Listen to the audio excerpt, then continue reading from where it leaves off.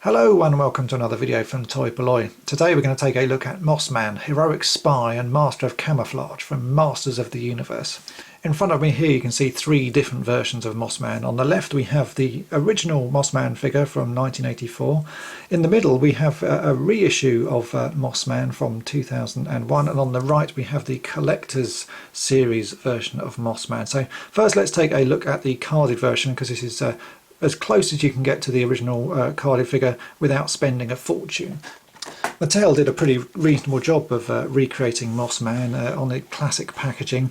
The card back is pretty much exactly the same as the original card back. The only difference that you'll notice is the fact that in this corner here it has two dates rather than the original just 1984 date.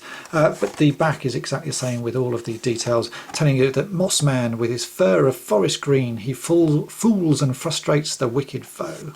It's a nice cheap way of getting a sort of vintage looking carded figure to add to your collection, and it's much cheaper than spending the sort of £80 or £90 that you'd expect to spend on a carded Mossman if he was an original one. This one cost me 30 quid, so it's not too bad, and it's a good way of adding to a sort of a nice carded collection.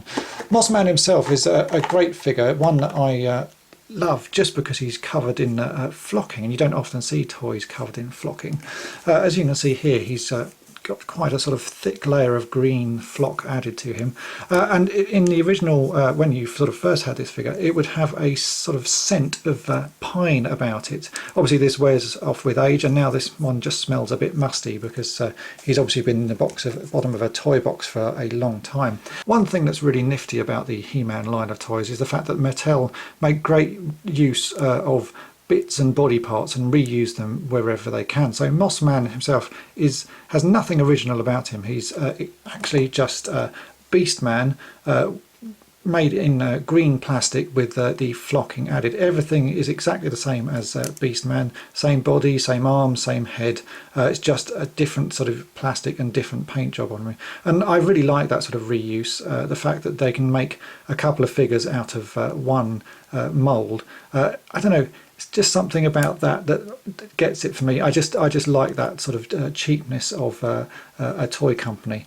A loose Mossman is not exactly a hard figure to come by. You see them all the time.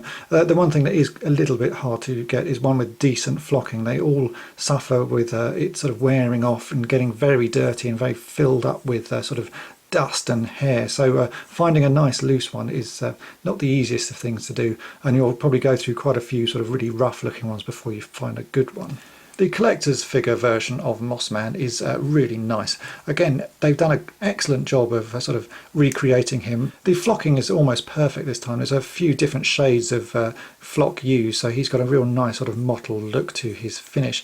And with the added addition that it comes with two different heads. It comes with the original sort of angry looking Mossman head, which is much like the original, as you can see here, but it also comes with a much more sort of thoughtful looking monkey type face, which is much more in line with what the character is supposed to be in the original cartoon. He's supposed to be a fairly sort of peace loving nature boy type character, so the angry face never really sort of suited him. So giving you the option to have either an angry or sort of more thoughtful looking head, which is a real nice addition to the collector's series figure. Mossman is a fairly background character and was released very late in the original series of He-Man figures, so he didn't appear in that many episodes of the cartoon series, but it's one that is close to my heart. There's something about a flocked character that just is quite a nice sort of feature, and a little bit of a gimmick. It's not the sort of thing that they do these days. You occasionally get My Little Ponies that are flocked, but on the whole you don't see it very often. So nice figure to have in your collection. If you can find a vintage one that isn't too battered and worn, he does look pretty cool. But as I say, it's getting harder to find them with sort of a reasonable amount of flocking. And if you want a cheap sort of carded version, I get the reissue. They're not that expensive at the moment, and it's quite nice to have carded figures in your collection. Hope that's been of interest, and thanks for watching.